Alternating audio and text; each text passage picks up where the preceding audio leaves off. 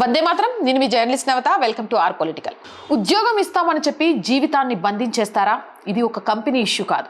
ఇది ఆఫీసులో జరుగుతున్న దౌర్జన్యం. సాఫ్ట్వేర్ ముసుగులో సాగుతున్న కార్పొరేట్ జిహాద్ బయటపడిన క్షణం.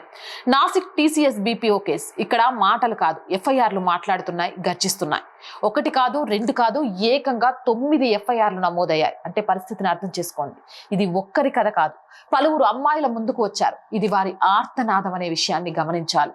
ఇక అసలు ఈ ఎఫ్ఐఆర్లు ఏం చెబుతున్నాయి అనేది ఒకసారి ఆలోచిస్తే, పవర్ వాడి దగ్గర చేసుకోవడం, ప్రమోషన్స్ పేరుతో ఎరవేసి మోసం చేయడం, అసభ్య ప్రవర్తన, బలవంతపు సంబరాలు. ఇవి సరిపోలేదా అంటే ఒక పద్ధతి ప్రకారం సాగుతున్న మతోన్మాద మూక కుట్రలు. ఇవి నమ్మకాల మీద కూడా పక్కాగా దాడి చేశారనే ఆరోపణలు, దేవుళ్లపై అవమానాలు, అసహ్యకరమైన నిందలు, నమాజ్ చేయమని టార్గెట్ చేస్తూ ఒత్తిడి, మీ నమ్మకాన్ని వదిలేసి బీఫ్ తినాలని ఆహారం విషయంలో బలవంతం. ఇవి సోషల్ మీడియా కథలు కాదు, సాక్షాత్తు ఎఫ్ఐఆర్ లో ఉన్న ఆరోపణలు, పచ్చి వాస్తవాలు.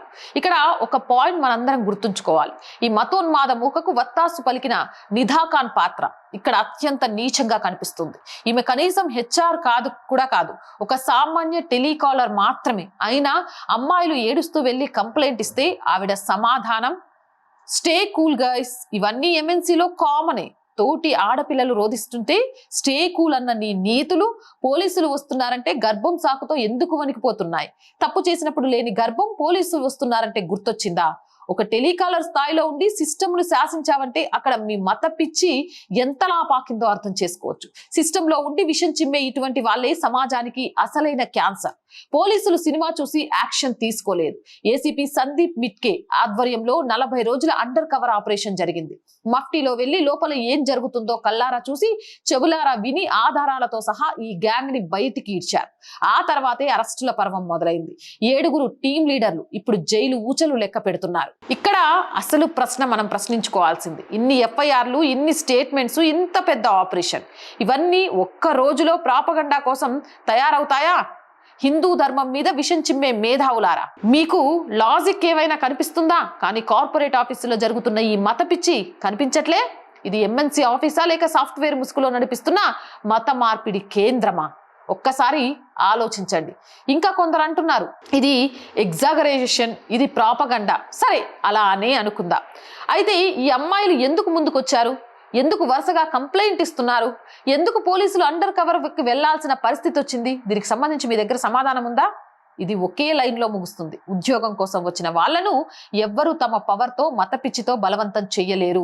జీతం ఇస్తున్నారు కదా అని ఆత్మగౌరవాన్ని తాకట్టు పెట్టలేం. ఇది మతం విషయం కాదు, ఇది మనస్తత్వంపై జరుగుతున్న దాడి.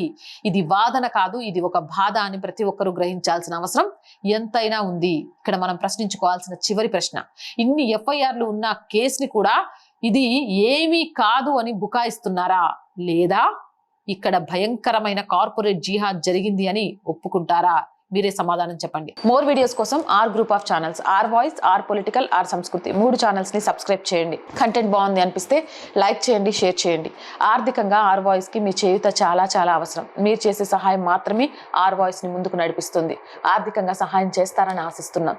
సహాయం చేయాలి అంటే సబ్స్క్రిప్షన్ పక్కనే జాయిన్ అనే బటన్ ఉంది. 1 to 5 లెవెల్స్ ఉన్నాయి. ఏదో ఒక లెవెల్లో సపోర్ట్ చేయండి. లేదా స్క్రీన్ మీద గూగుల్ పే, ఫోన్ పేతో పాటు అకౌంట్ డీటెయిల్స్ ఉన్నాయి. మీకు తోచిన సహాయాన్ని అందించండి. వ్యాపార ప్రకటనల కోసం 8328500576 నెంబర్ని సంప్రదించండి. జై హింద్, జై భారత్.